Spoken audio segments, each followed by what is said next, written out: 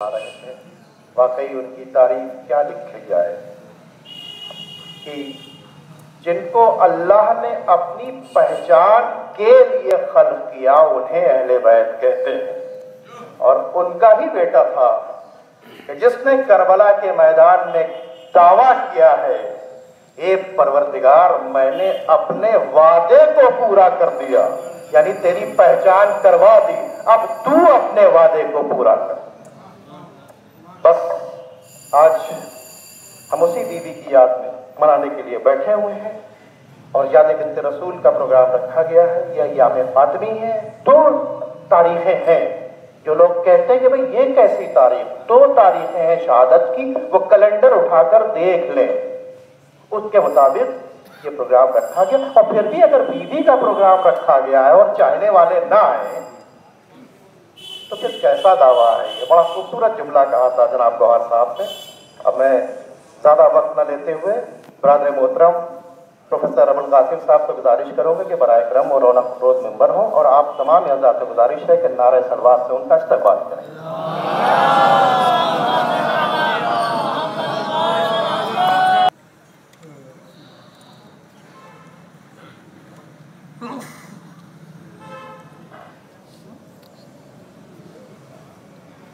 أعوذ بالله السميع العليم من الشيطان اللعين الرجيم بسم الله الرحمن الرحيم الحمد لله رب العالمين والصلاة والسلام على سيد الأنبياء وأشرف المرسلين سيدنا ونبينا وشفيع المذنبين أبي القاسم محمد وعلى أهل بيته الطيبين الطاهرين الغر الميامين المعصومين الذين ذهب الله عنهم الرجس وطهرهم تطهيرا.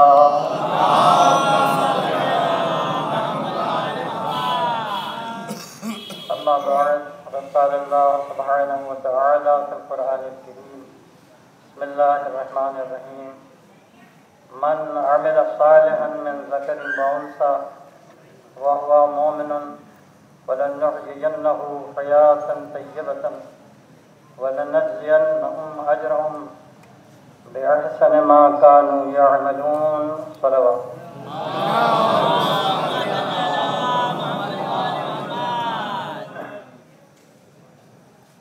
मुझे जो मौजू दिया गया यानी आप तक पहुँचा कि नहीं, आज की ख़वातीन और मासूम आदमी, और ये खुश मौजू है कि बहरहाल अपनी अहमियत के एतबार से मौजू बनने के लायक है। लिहाजा सियाही करीमा को हमने सरनामा कलाम करार दिया है, जिसमें परवरदिगार आलम एक कुल्लिया बयान कर रहा है कि मन अमला सालिहान, इस दुनिया में जो कोई भी अमल सालिह अंजाम दे वह मोमिन, बस शर्त यह है कि वह साहिब ईमान भी हो। फलनुहयियन्नहु, तो हम तहरीरी वादा करते हैं कि हम उसे इसी दुनिया में हयात तय्यबा पाक व पाकीज़ा ज़िंदगी अता करें। वलनजज़ियन्नहुम, और इस दुनिया के बाद जब आखिरत आएगी तो हम उनको जज़ा देंगे, अजरहुम, उनका अजर देंगे, बेअहसन मा कानू यामलून, वो जज़ा जो होगी वो उनके अमल से कहीं ज़्यादा बेहतर होगी। परवरदिगार आलम ने इंसान को 2 सिंफों में तक़सीम, इंसानियत के एतबार से दोनों बराबर, ईमान के एतबार से दोनों बराबर, अमल सालिह के एतबार से दोनों बराबर, लेकिन दोनों में जहाँ बराबरी है वहीं दोनों आपस में हूबहू एक जैसे नहीं। एक दूसरे के बराबर होना, जैसे अंग्रेजी में इक्वालिटी से कहा जाता है कि दोनों में इक्वालिटी है, दोनों मखलूक हैं, दोनों इंसान हैं, दोनों साहिब शूर हैं, दोनों साहिब इरादा हैं। सलवात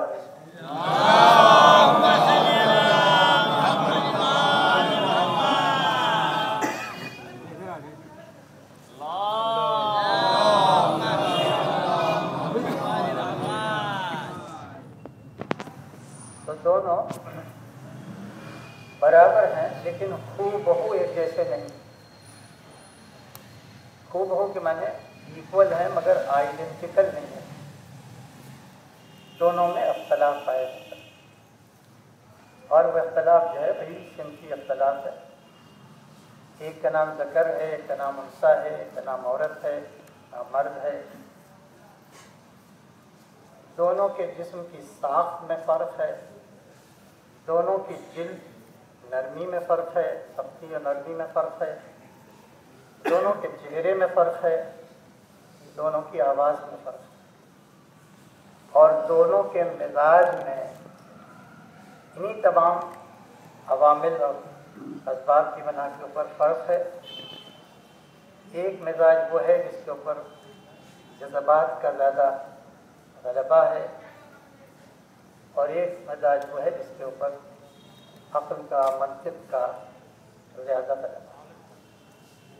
तो इतना दुनिया ने ज़रूर पहचाना कि दोनों बराबर ज़रूर हैं बहैसियत इंसान, बहैसियत साहिब फ़िक्र, बहैसियत साहिब शूर, लेकिन सिन्फ के एतबार से न मर्द हूबहू वैसा है जैसी औरत है, और न औरत हूबहू वैसी है जैसी मर्द है।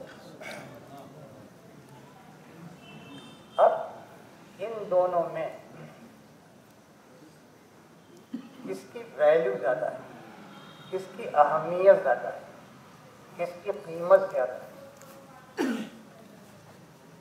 ये एक ऐसा सवाल है कि जिस पर फैसला लेने का हक सिर्फ उसी को हो जिसने इन दोनों को मुख्तलिफ खल्क़ किया।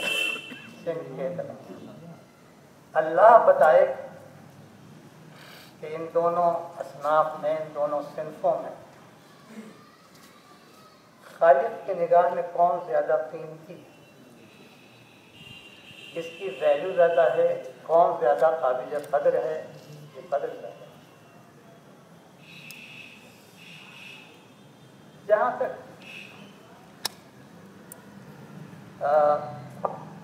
परवरदिगार के फैसले की बात है, जहाँ तक इन दोनों के खालिक की बात है, तो परवरदिगार आलम ने बहुत वाज़ेह तरीके से अपनी किताब में, कुरान में ये बात तहरीर कर दी है कि दुनिया चाहे इन दोनों के बारे में जो भी ख्याल रखे, लेकिन जहाँ तक हमारी बात है जिसने दोनों को खल्क़ किया है, हमने इसमें कोई शुबहा नहीं रखा कि कदर व कीमत के एतबार से जो कदर व कीमत औरत की है वो मर्द की नहीं। अब आप कुरान मजीद का मुतालिया करें तो पहला कदम एक बाप की बेटी बन के जब आती है तो परवरदिगार मुआशरे का रद्द-ए-अमल देखता है और ये कहता है कि इज़ा बुश्शिरा अहदुहुम बिल उन्सा, जब उन्हें लड़की की विलादत की खुशखबरी दी जाती है तो ज़ल्ला वजहु मुस्वद्दा, तो इस खबर को सुन के उसका चेहरा सियाह हो जाता है। वहुवा कदीम, और इसको हलक से उतारने में उसे बड़ी जहमत होती है, बड़ी दिक्कत से खबर को हलक से उतारता है।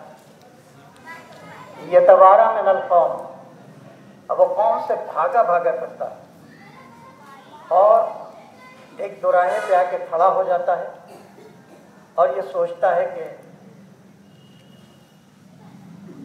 अय्युमसिकुहु अला हूनिन, ये जो हमारी तौहीन का बाइस घर में आ गई है, ये जो हमारी इहानत का सबब बन के आ गई, आया इस इहानत पर अपने को रोक लें और मुआशरे में लड़की के बाप कहला के दलील हों, और ये तो सहुफितरा, या इसको जिंदा दफन कर दें इसी ज़मीन में, तुराब में, मट्टी में, और समाज से अपनी इज्जत की सनद दे दो। इतना कहने के बाद कुरान ने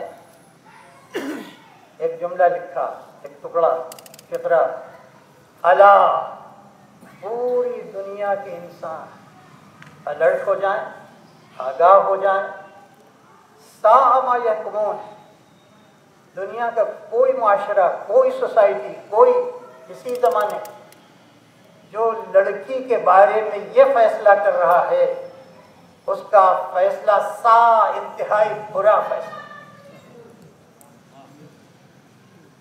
तो लड़की, अब उसके बाद आगे बढ़ के जब यही लड़की किसी की ज़ौजियत में दाखिल,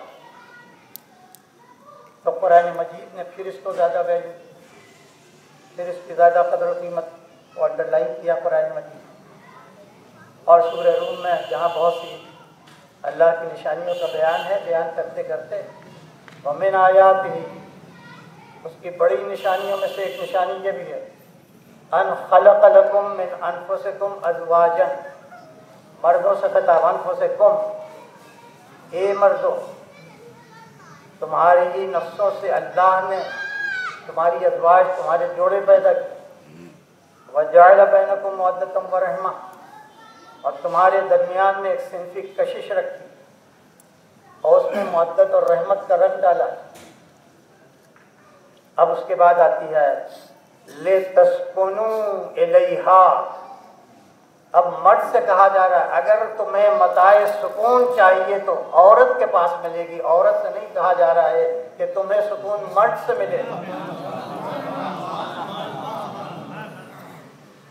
ले तस्कुनू इलैहा, अब माँ बन गई है, जब माँ बन गई तो फिर हमने यही अंदाज देखा कुरान का, मजमूई तौर पर दोनों की अताअत, दोनों के साथ एहसान कुरान मजीद ने लिखा।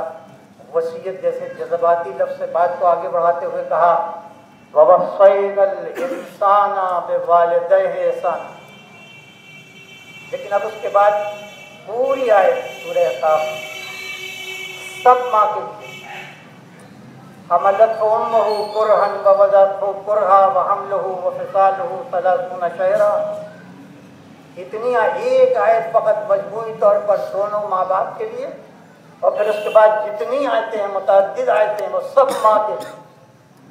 तो हमने फिर देखा कि निगाह कुदरत में औरत की ज़्यादा वैल्यू। उसके बाद उसने जो शरीयत बनाई, उस शरीयत का जब जायज़ा लिया हमने, तो हमने ये देखा कि जिन लड़कों की पैदाइश पे हम खुश होते हैं, ज़माना खुश होता है, अपनी इज्जत का बाइस समझता है, उस लड़के के मुकाबले में 6 साल पहले इसी सिन्फ को बालिग करके इस पर अपने एतबार का ऐलान, अभी 6 साल लगेंगे लड़के, 6 साल पहले बालिग करके। उसके बाद हमने एक बड़ी मुक़द्दस फैमिली की एक रवायत कुरान में लिखी, और उसी फैमिली के की मुनासिबत से उसका सूरे का नाम आले इमरान पड़ा, जनाब इमरान की फैमिली। आप बराबर सुनते रहते हैं, जाकर देख लीजिएगा। तो जाहिर है कि जनाब इमरान बेटी मासूमा, जनाब मरियम नहीं, ज़ौजे इमरान की तरफ रवायत है, ज़ौजे इमरान ने बारगाह परवरदिगार ने एक मन्नत मानी, एक नज़र मानी। क्या मानी? इन्नी नज़र तो लगा माफ़ी बदनी मुहर्रर, पालने वाले जो कुछ मेरे शिकम में है, मैंने इसे तेरी नज़र कर दिया है इस वादे के साथ कि जब मौलूद सामने आएगा, जो कुछ शिकम में जब वो जाहिर होगा तो हम उसे मुहर्रर कर दें। मुहर्रर के माने आप जानते हैं, हुर्रियत से बना है, आज़ाद करने से बना, अपनी खिदमत से आज़ाद करके और दीन की खिदमत में लगा दें। ये हमारी मन्नत है, ये हमारी नज़र है। इन्नका अंतस समीउल अलीम, पालने वाले तो दिलों की नीयत से सबसे ज़्यादा वाकिफ़ है, सुनता भी है, इल्म भी रखता है। अब उसके बाद आयत आगे बढ़, फलम्मा वज़अत, जब ज़ौजे इमरान ने ये वज़ हमल का वक्त आया, जब उसने जन्म दिया, लम्मा वज़अत क़ालत, अब ये ज़रा सा लहजे पे गौर कीजिएगा, क़ालत इन्नी वज़अतुहा उन्सा, अरे हमने तो एक लड़की को जन्म दे दिया।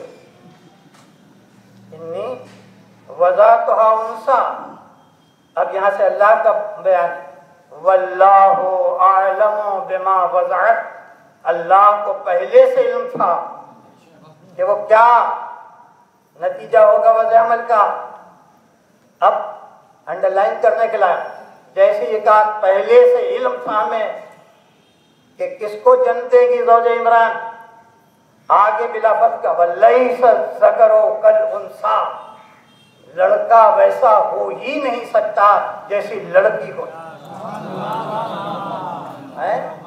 अगर तुमने दीन को वक्फ किया है, दीन की खिदमत के लिए वक्फ करना चाहती हो, तो खिदमत दीन के लिए लड़का वैसा हो ही नहीं सकता, लैसा ज़करा कल उन्सा, जैसी ये लड़की जो दी जा रही है। एक सलवात भेज देना।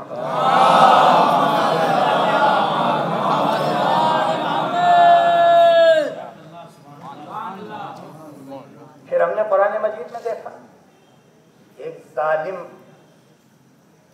बेदर्दी से उसने लड़कों को ज़बह करना शुरू, खुदाई का दावा कर रहा था। कहीं से किसी नजूमी ने उसके कान में बात डाल दी, ये साल बड़ा मनहूस है, इसमें एक लड़का पैदा हो कि जो तेरे पाए को उलट देगा। खुदा है मगर इसे खबर नहीं है, ज़्यादा परेशान, क्या किया जाए, लड़का पैदा ही ना हो सबसे अच्छा, मगर क्या पता किस्मत में वो लड़का है, इस घर में वो लड़का पैदा होगा। तो एक ही रास्ता है कि जासूस औरतें हर उस घर में रख दी जाएं जहां किसी लड़के की विलादत का इम्कान, और जैसे ही विलादत हो वैसे ज़बह कर दिया जाए। ये लफ्ज़ इस्तेमाल किया, कत्ल नहीं, ज़बह का लफ्ज़ है। अब तारीख कहती 1 2 नहीं 70,000 लड़कों को ज़बह कर दिया। आप बताइए 70,000 कोई मामूली तादाद, लेकिन कुरान ने इस को फ़कत सरसरी तौर से बयानिया के तौर के ऊपर लिख दिया, बयानिया एक नरेटिव के तौर के ऊपर लिख दिया। अब इतना जालिम है फिरौन कि यज़बहूना, जालिम है फिरौन वाले कि यज़बहूना अबनाअहुम, बेटों को तो ज़िबा कर देते हैं, व यस्तहयूना निसाअहुम, और बेटियों को अपनी खिदमत के लिए छोड़ देते हैं, तो जिंदा छोड़, बस इतनी बात।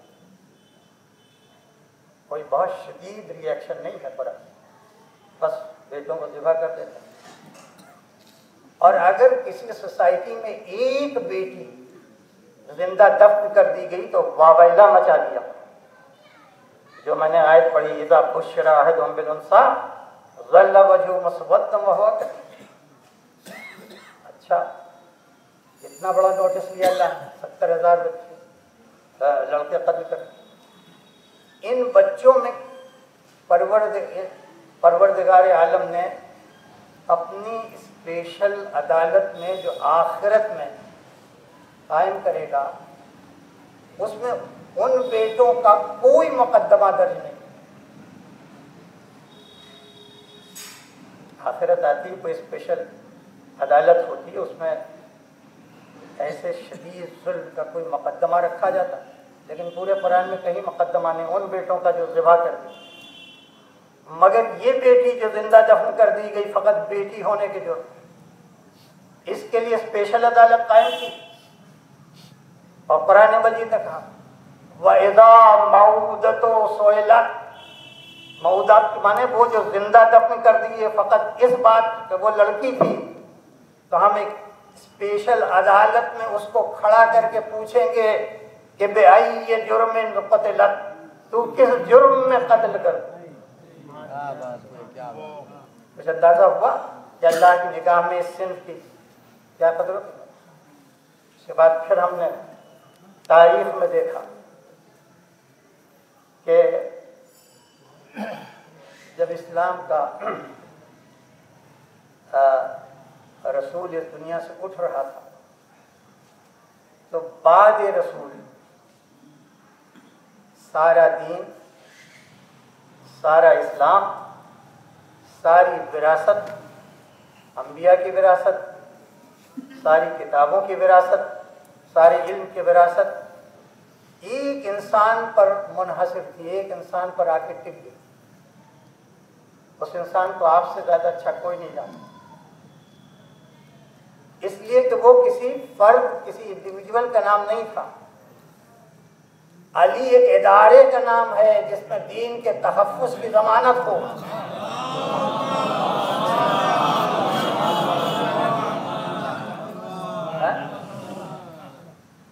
और वो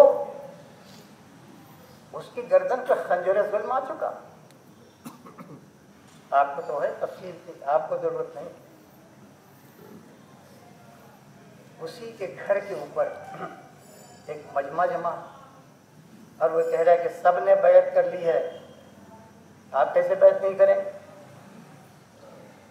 आप कैसे बैत नहीं। हुजूम है, घर के अंदर है कुछ लोग, इतना हुजूम हुआ, इतना प्रेशर पड़ा, उसका पूरा वाक़या के दरवाजे पर इतना बोझ पड़ा कि अली इब्न अबी तालिब खुद सालम में आ गए कि उस वाक़े के नतीजे में एक बच्चा शहीद हो गया, ज़ौजा की पसलियाँ टूट गई, लेकिन आप बाहर निकल आए कहीं ऐसा ना हो कि ये मजमा घर के अंदर दाखिल। और जब मस्जिद में जो दरबार लगता था उसमें गले में रिस्मा है और खड़े कर दिए गए, और ये कहा जा रहा है या बैत कीजिए या कत्ल होने के लिए तैयार। अली कहते हैं क्या उसे कत्ल कर दोगे जो अल्लाह का बंदा और नबी का भाई है? तो कहा जाता हम अल्लाह का बंदा तो मान सकते हैं, लेकिन नबी का भाई मानने के लिए तैयार, जिसकी उखुवत मक्के में भी कायम की गई, मदीने में भी कायम की। और वक्ती नहीं बल्कि ये कह के अंत आखी फिर दुनिया वल आखिरह, तो इस दुनिया में भी मेरा भाई है और आखिरत में मेरा भाई। उसके सर के ऊपर खंजर। अब बताइए क्या अली बैत कर सकते हैं? मैं ज़्यादा वो नहीं, आप सब तय करते रहिए। तो नहीं कर सकते तो बस दूसरा जो मुतबादिल है वो यही कि अली कत्ल कर दिया। अली कत्ल तो हो सकता है, लेकिन हक कभी बातिल की बैत नहीं कर सकता। इसलिए कि अगर पूरी तारीख पढ़ें तो जिस वक्त वो काफिला के नबी के इंतकाल के वक्त मदीना छोड़ चुका था, 17 किलोमीटर दूर पर था, वहाँ जो कुछ हुआ उसकी तफसील हमें है। लेकिन बहरहाल किसी को जानशीन रसूल चुन के और जब पलटा है तो उस मजमे में 3 आवाज़ें आपको नजर आएंगी। पहली आवाज़ सबसे बैत ले ली, मगर जब तक अली से बैत न लो किसी बैत का कोई वजन नहीं, एक आवाज़। दूसरी आवाज़ मगर अली तो बैत ना करेंगे, इसलिए कि हक बातिल की बैत नहीं करता। तीसरी आवाज़ कि अगर नहीं करें तो उन्हें कत्ल करो। इसके नतीजे में अब मैं आपसे पूछता हूँ कि अली के पास फ़कत दो रास्ते हैं, या बैयत करें या कत्ल हो जाए।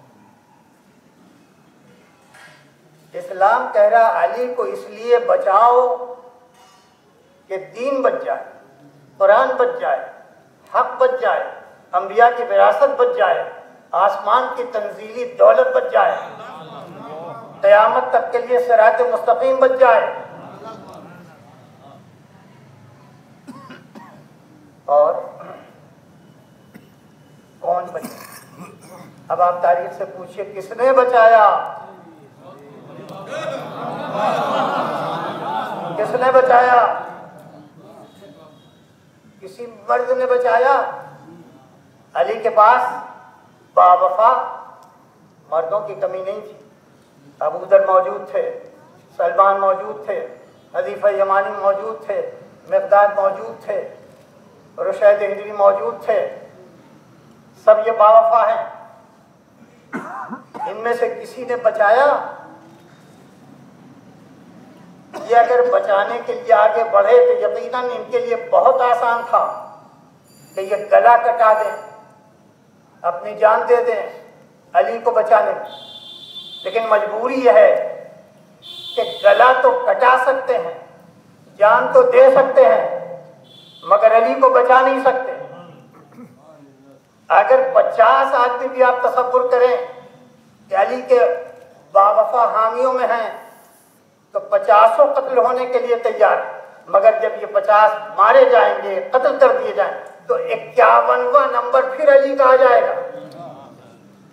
यानी मर्दों में ज्यादा से ज्यादा अली के कत्ल को मुलतवी करने की कुव्वत तो है, बचाने की कुव्वत नहीं है। अब पूछिए अली कैसे बच गए, तो तारीख कहेगी कि अली को मर्दों में से किसी ने नहीं बचाया, अली को एक औरत ने बचाया है। आप अच्छी तरह समझ गए किसने बचाया। आज तलवार का किस अंदाज से बचाया, आप जरा सा तसव्वुर करें। टूटी हुई पसलियों को लेके खातून इस्मत घर से निकला, और निकलने के बाद बाबा की सब वहीं से थे, उसको मुखातिब कर कहा, और वहाँ से पूरा शहर है, मर्सिया है, लेकिन खिताब करने का ए बाबा, ज़्यादा दिन नहीं गुजरे आपको कि आप कब्र में चले गए, मगर 1 हफ्ते के अंदर आपके जिस्म अक़दस से आपकी कब्र ने इतनी खुशबू जज़्ब कर ली है कि अगर कोई आपकी कब्र की मट्टी उठा के सूंघ ले तो जन्नत की खुशबू सूंघने की जरूरत नहीं। मगर ये बाबा जरा सा अपनी कब्र से सर उठा के देख लीजिए, वही मस्जिद है, वही उम्मत है, वही बेटी है आपकी। न मस्जिद बदली, न उम्मत बदली, न बेटी बदली।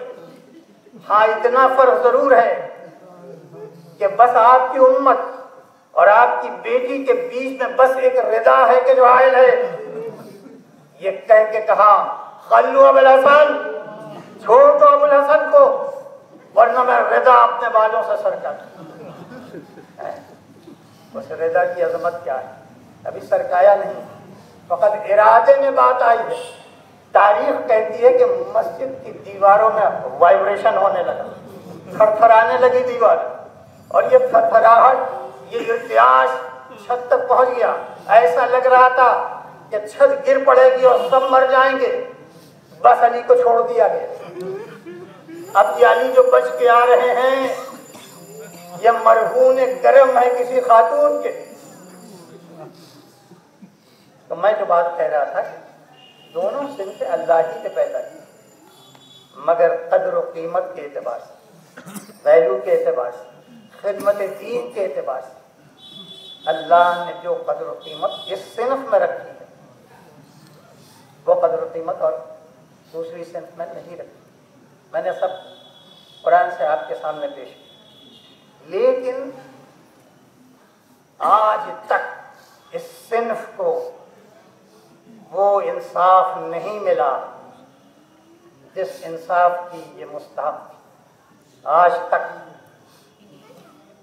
न मुस्लिम घरानों में न गैर मुस्लिम घरानों में, और हद ये है कि मोमिन घरानों में भी इसको वो मर्तबा नहीं मिला जिस मर्तबे पे कुरान मजीद ने सिन्फ को पैदा किया। अब बस ज़्यादा वक्त नहीं लेना चाहता।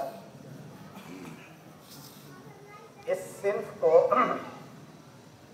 क्योंकि कीमती बनाया था अल्लाह खिदमत दीन के लिए, बड़े आड़े वक्त भी काम आता।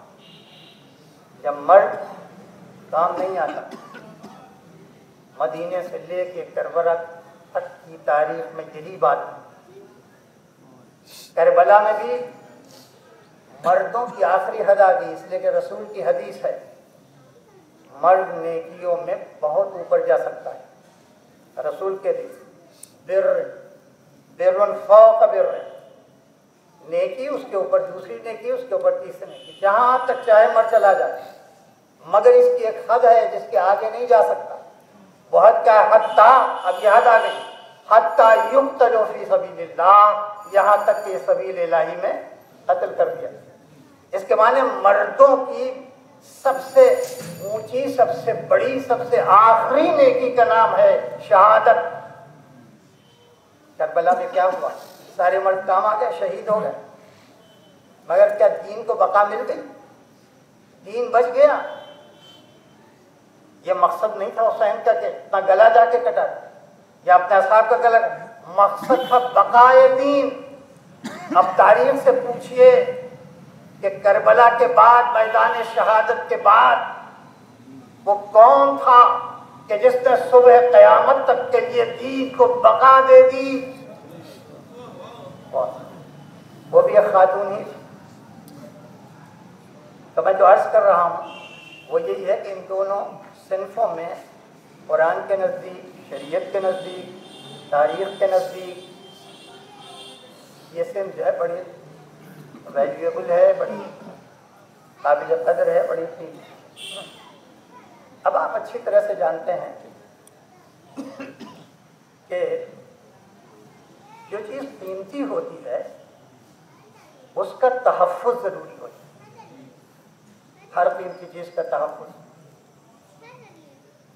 ये एक आफाकी कुल्लिया है। अगर चीज़ कीमती है तो उसका तहफ़्फ़ुज़ किया जाए। अगर दुनिया वाले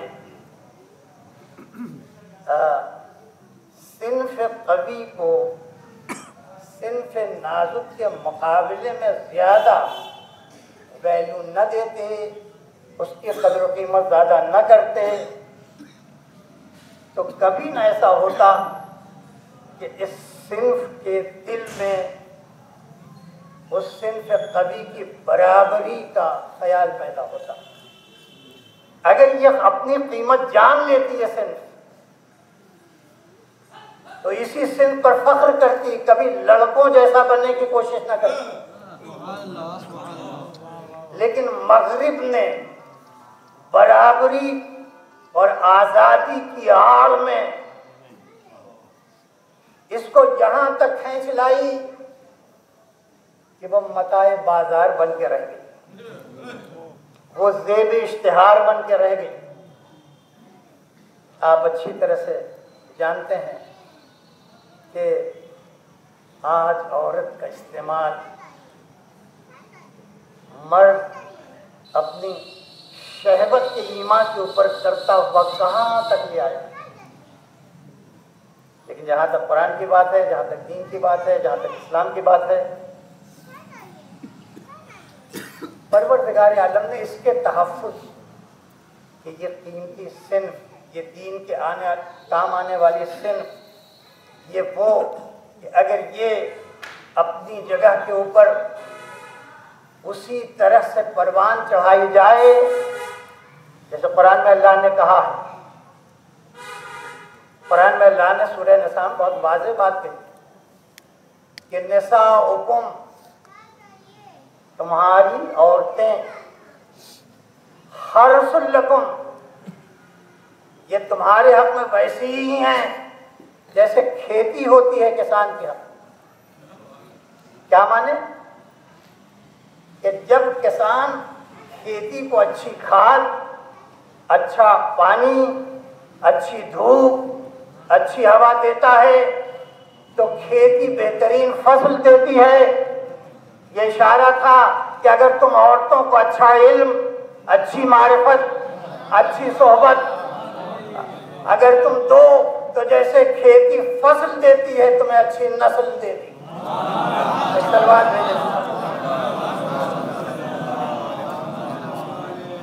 अगर अच्छी नस्ल होगी तो इसी नस्ल में बड़े बड़े जिसे कहते हैं मुमताज लड़के पैदा होंगे, इल्म के मैदान में, मारिफत के मैदान में, सनत के मैदान में। तो कौम जो होगी अगर माला माल हो सकती है कमालात से तो मर्दों के जरिए नहीं हो सकती, औरत के जरिए हो सकती है। इसलिए कि औरत का खमीर असल में उस बीज की तरह से है कि अगर ये खमीर साले हो गया तो जैसे साले बीज से साले शजर पैदा होता है वैसे साले खमीर से साले कौम पैदा होता है। साहिब कमाल, साहिब फन, साहिब हुनर, साहिब इज्जत, साहिब करामत और मत। इसीलिए परवरदिगार आलम ने कहा कि बस अगर जैसी अच्छी फसल चाहते हो तो उसको पानी देते हो, उसको खाद देते हो। मैंने ये बड़ी बदनसीबी है कि पूरी दुनिया में अहले बैत ने तालीम मर्दा और तालीम निस्वा का जो मॉडल दिया था उस पर किसी ने अमल नहीं किया। मैं रुकूंगा नहीं, कैसी कैसी लायक काबिल औरतें देखना चाहिए कि उनका निज़ाम तालीम क्या था।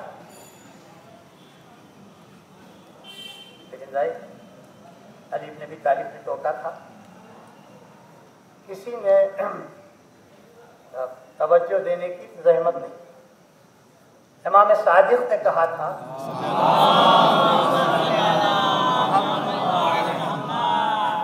इन लोगों को तो कैद में रखा जाता था किसी पैसेंजर के बाद, किसी बड़जहर के बाद। एक 2 साल का वक्फा मिला है इमाम मोहम्मद बाक़िर इस्लाम को, इमाम जाफर सादिक से। करबला से आए हैं, ब्रीदिंग टाइम जिसे कहते हैं, बस सांस लेने का वक्त मिला। इसलिए मिला कि 2 सल्तनतें आपस में टकरा गई। हर एक को अपने को बचाने की फिक्री बनी मैया से बनी अब्बास टकरा गए और 2 साल तक ये तस्वीर चलती रही। इस 2 साल में इमाम मोहम्मद बाक़िर ने ऐसे नए नए उलूम ला के दुनिया के सामने रख दिए कि लक़ब ही बाक़िर हो गया। और सारे उलूम को यकजा करके इमाम जाफर सादिक ने ऐसी फ़िक़्ह मुरत्तब की कि दीन भी उनसे मंसूब, फ़िक़्ह भी उनसे मंसूब। कैसा था वो अकेडमी, वो सेमिनरी, वो मदरसा कि जो मदीने में इमाम जाफर सादिक अलैहिस्सलाम ने खोला था, उस पर तहक़ीक़ होनी चाहिए थी। लेकिन इमाम ही के मॉडल को, इमाम ही के नमूने को जो फॉलो करता है वही मुहिब्ब अहले बैत कहलाता है। अब आप पूछिए 6000 या 4000 शागिर्द ज़्यादातर स्पेन से, इटाली से, यूरोप से, वो इसी अकेडमी में। और कोई ऐसा इल्म का शोबा नहीं था कि जो इनकी एकेडमी में ना हो। और भी सेंटर्स थे, हिल्ला में था, बगदाद में था, लेकिन यहाँ आए तो बढ़ते गए, तादाद बढ़ती गई, कशिश थी।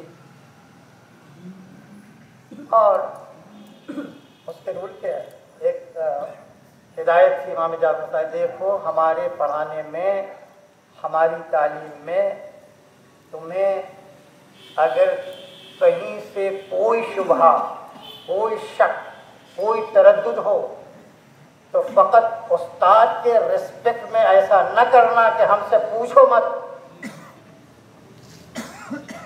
जो भी शक हो, जो भी शुबहा हो, उसे इसी वक्त पूछ लो। भाई देखे, जब आज़ाद कर दिया तो लोगों की हिम्मत बढ़ गई, कैसे कैसे सवाल किए गए।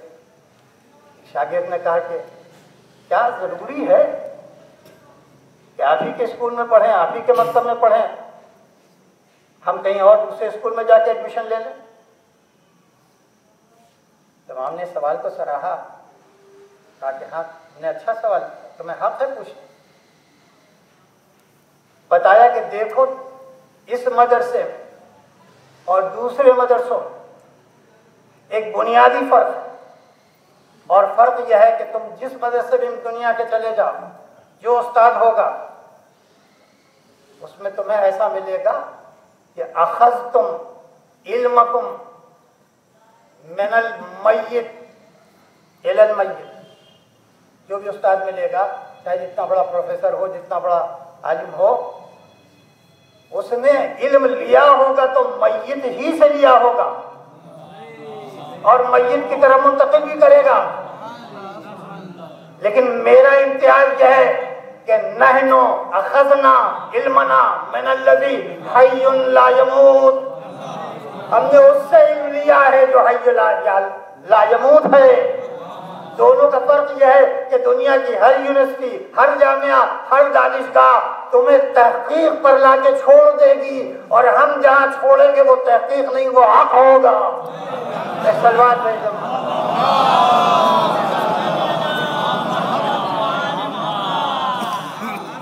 अब ईमान से बताइए, बस ज़्यादा नहीं कहूँ।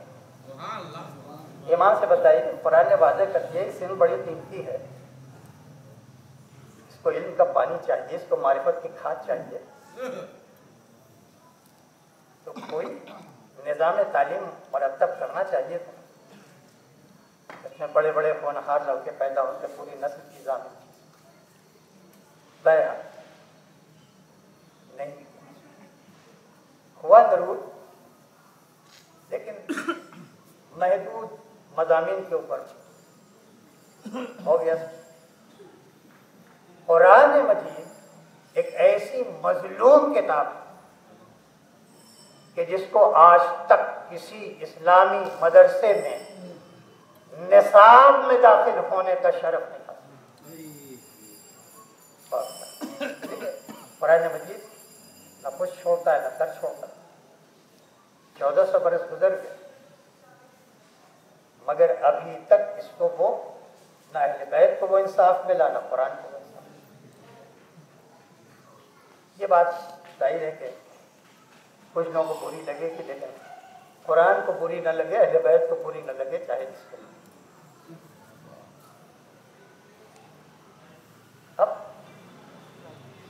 इस कीमती सिन्फ को बचाने के लिए तमाम खतरात से बचाने के लिए, इसलिए कि मसला ये था कि इसकी आज़ादी सल्ब न होने पाए, इसकी तरक्की सल्ब न होने पाए, और साथ ही साथ सिन्फ का नामूस और वक़ार भी बरकरार रहे। लिहाजा एक ऐसी खातून ज़मीन के ऊपर आई कि जिनका जिक्र परवरदिगार आलम ने उसी सूरे में किया था जिस सूरे में अपनी तौहीद का जिक्र। सूरे तौहीद सबको याद है, उसमें तौहीद के लिए फ़कत 2 कलमे हैं, ये 2 आयत के हैं, बाकी सब तौहीद के ऊपर। तौहीद का जिक्र, फिर तौहीद का इरशाद होता है कुल हुवल्लाहु अहद। आप कह दीजिए कि वल्लाह अहद, अल्लाह समद। वो मुतलकन बेनियाज है, न अपने वजूद के लिए किसी मौजूद का मोहताज है, न अपनी बका के लिए किसी सोर्स का, किसी जरिए का मोहताज है, मुतलकन बेनियाज है। बात खत्म हो गई। यहीं पे सूरह तौहीद को खत्म हो जाना चाहिए, लेकिन आगे बढ़ी। लम यलिद, वो किसी का बाप नहीं है। वलम यूलद, वो किसी का वलद यानी बेटा नहीं है। वलम यकुल लहू कुफुवन अहद, कोई उसका एक भी हमसर नहीं। तो जाहिर है खुदा के खुद कोई बाप, खुदा के खुद कोई बेटा नहीं, खुदा का खुद कोई हमसर नहीं। इस मामले में वो बिल्कुल बेमिसल है। लेकिन जिस खुदा का कोई बाप नहीं, वो इस बात पर कादिर है, मुतलकन कादिर है कि वो इसी दुनिया में एक बेमिसाल बाप पैदा करे, इसी दुनिया में एक बेमिसाल बेटा पैदा कर, बेटे पैदा करे, और इसी दुनिया में बेमिसाल कुफर और हमसर पैदा करे। इसके माने ये कि पूरी सूरह तौहीद में जहां से तौलीद का जिक्र है, उस तौलीद के दायरे में कोई बाप है जो बेमिसल है, कोई बेटे हैं कि जो बेमिसल हैं, कोई कुफो है कि जो बेमिसल है। मगर बाप जो होता है औलाद की निस्बत से, बाप वो कौन जात है जिसकी निस्बत से ये बाप बेमिसल है? वो कौन जात है जिसकी निस्बत से ये बेटे बेमिसल है?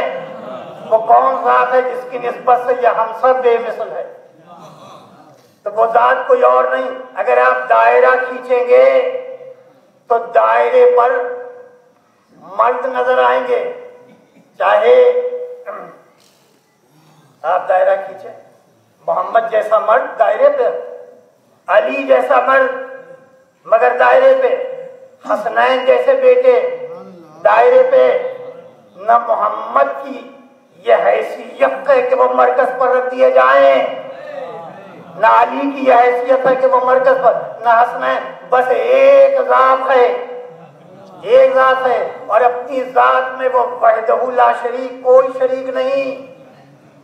वो मरकज पर आए ताकि जितनी बड़ी बड़ी हस्तियां हैं वो सब इसकी मरहून तारुफ हैं। मोहम्मद कोई नहीं, इसका बाप ही मोहम्मद है। अली कोई नहीं, इसका शौहर ही अली है। इसी के बेटे हसनैन हैं, इसी के बेटे सुबह क़यामत तक चले गए हैं। एक सलवात भेजे मोहम्मद।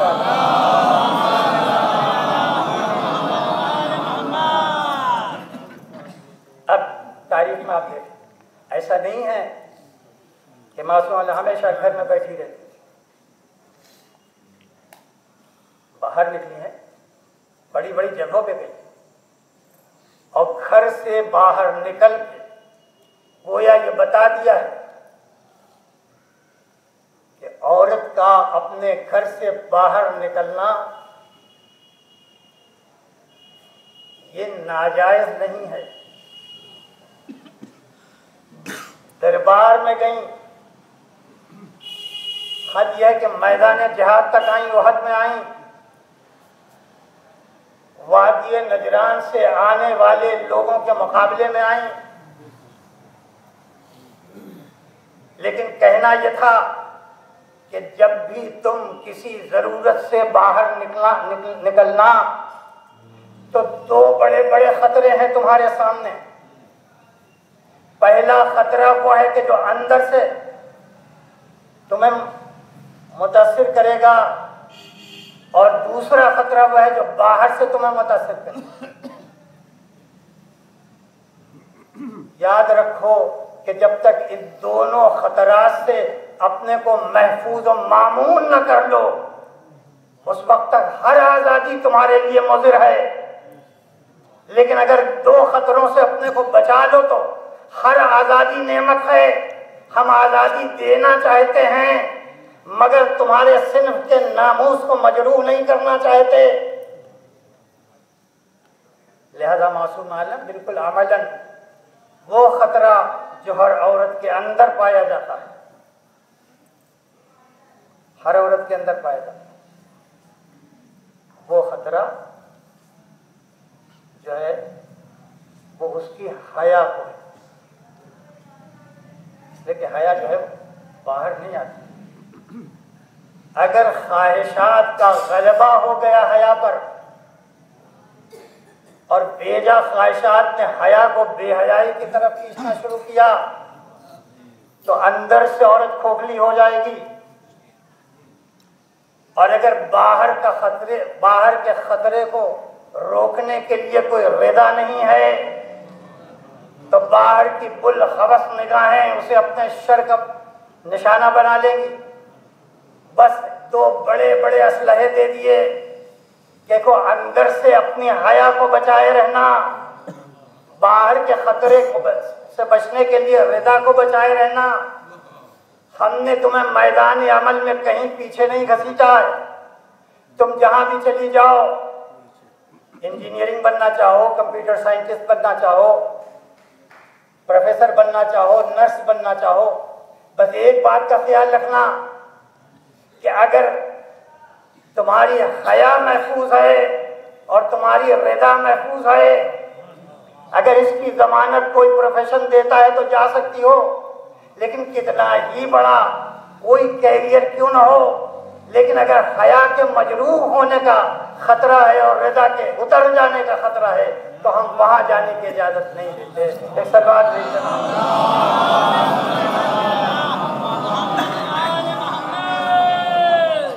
इन दोनों बातों का अब जाहिर है कि ये बात वक्त चाहिए, तरबियत चाहिए, और इस तरबियत के लिए अच्छे असातिज़ा चाहिए, ख़वातीन असातिज़ा कि जो आने वाली नस्ल के अंदर अच्छी तरह से हया को एक क़िले इफ़्फ़त बना के अंदर रख दें और रिदा को एक क़िले इफ़्फ़त बना के बाहर रख दें। और फिर उसके बाद शरीयत ने हाथ को भी आज़ाद कर दिया, आँख पे कोई पर्दा नहीं रखा, आँख से देखते जाओ, हाथ से काम करते जाओ, मगर इस बात का ख्याल रखना कि इस आज़ादी पर न अंदर से बेहयाई का हमला होने पाए, न बाहर से बुलहवस निगाहों का हमला। एक सलवात भेज दो।